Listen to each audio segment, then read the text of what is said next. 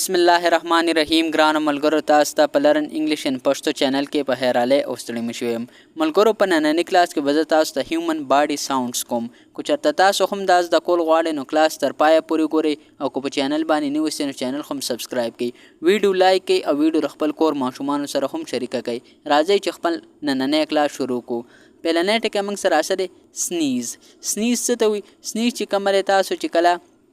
پرنګي کوي پرنګي دي ته موږ وی دا ټوخي پرنګي خو دی مطلب دی ته موږ په پښتو کې پرنګي وي تاسو له پښتو درځي کنه لاف څه ته وی لاف چې کومه ده کله چې انسان خاندي دی ته موږ په انګلیش کې وی لاف سنیپ څه ته وی سنیپ چې کله یو کس دی غټي ګوتې نه ټکو کاږي نو دی ته موږ سنیپ وی ویسپر څه ته وی ویسپر چې کله انسان پسه کې یعنی په مزه چې کله انسان خبرې کوي دی ته موږ ویل شو دی ته موږ ویل شو ویسپر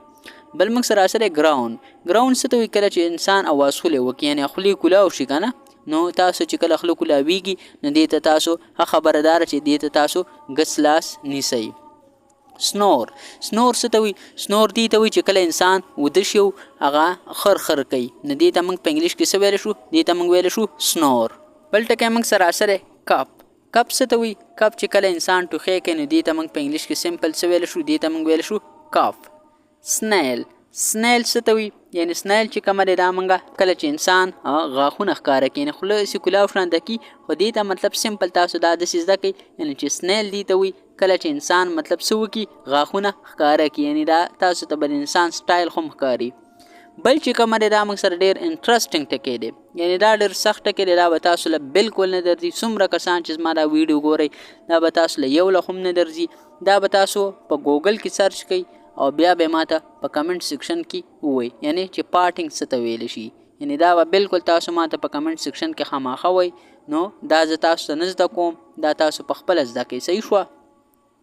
بل ټکی موږ سره سنیپ څه ته وي سنیپ چې کله موږ یو سیز بوی کوو یعنی کو تاسو سره اوس مثال خبره ګل درسئ تاسو هغه بوی کوئ یا کو چرته تاسو مطلب ایون تاسو سره خوراک څه درسئ تاسو څه هم درسئ یعنی کله چې موږ هغه بوی کوو نو دې ته موږ څه ویل شو دې ته موږ ویل شو سنیپ بل موږ سره کلیپ یعنی کلیپ څه ته وي یعنی لاسونه پړقول یعنی دې ته تاسو کلیپینګ هم ویلی شي کلیپینګ چې کومه دی دا مطلب بیا موږ سره کنټینیوس ټینس دی کلیپ چې کومه دی دا موږ سره ورب کې راځي یعنی کلیپینګ چې کومه دی دا موږ سره ناون هم تاسو ته ویلی شي او کلیپ مطلب سمپل موږ دې ته ویلی شو یعنی لاس پړقول دې ته کلیپینګ هم ویلی شي کلیپینګ چې کومه دی د کلیپ ورب دی کلیپینګ ناون دی سای څه ته وي سای موږ دې ته وي کله چې انسان څه وکړي یعنی انسان چې کومه دی مطلب غټه ساه والي ساري ما نه هېر شوی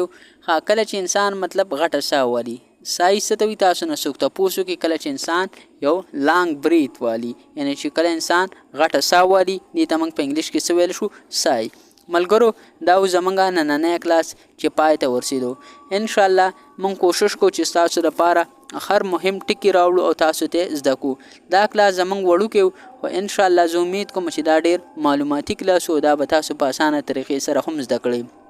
څنګه چې زه تاسو یم چې د خپل کور ماشومانو سره هم شریک کړئ نو خامخا دا هغو سره شریکوئ ځکه چې هغو هم زده ملګرو نننی کلاس زمونږ پای ته ورسېدو انشاءالله تاسو سره په یو بل نوي کلاس کې ملاقات کیږي